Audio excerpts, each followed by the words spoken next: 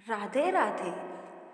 आज हम आपको बताते हैं कि भगवान राम ने अपने छोटे भाई लक्ष्मण को मृत्युदंड क्यों दिया था।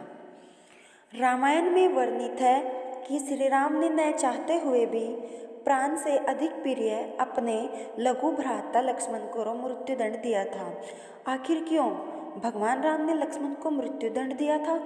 यह घटना उस समय की है जब श्री राम लंका विजय के बाद अयोध्या लौट आए थे और अयोध्या के राजा भी बन गए थे। एक दिन यम देवता कोई महत्वपूर्ण चर्चा करने के लिए श्री राम के पास आए थे।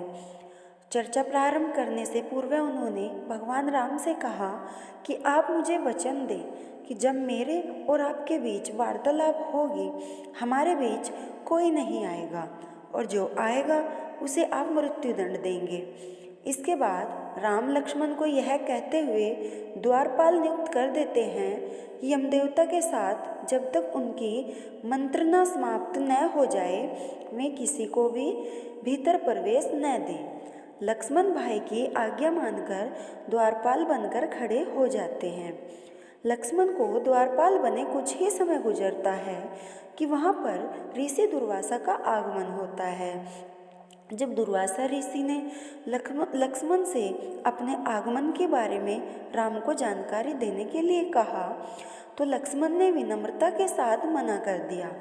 इस पर दुर्वासा क्रोधित हो गए और उन्होंने संपूर्ण अयोध्या को श्राप देने की बात कही।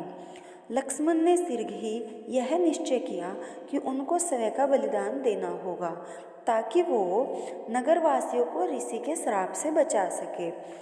लक्ष्मण ने श्री राम की आज्ञा का उल्लंघन कर भवन में गए और ऋषि दुर्वासा का संदेश श्री राम को दिया। अब श्री राम दुविधा में पड़ गए क्योंकि उन्हें अपने वचन के अनुसार लक्ष्मण को मृत्युदंड देना था। इस दुविधा की स्थिति में श्री राम ने अपने गुरु वशिष्ठ का स्मरण किया और कोई रास्ता दिखाने को कहा। गुरुदेव ने कहा कि अपनी किसी प्रिय वस्तु का त्याग उसकी मृत्यु के समान ही है, अतः तुम अपने वचन का पालन करने के लिए लक्ष्मण का त्याग कर दो। लेकिन जैसे ही लक्ष्मण ने यह सुना तो उन्होंने राम से कहा कि आप भूलकर भी मेरा त्याग नहीं करना। आपसे दूर रहने से तो यह अच्छा है कि मैं आपके वचन का पालन करते हुए मृत्यु को गले लगा लूं। इसके बाद लक्ष्मण ने जल में समाधि ली।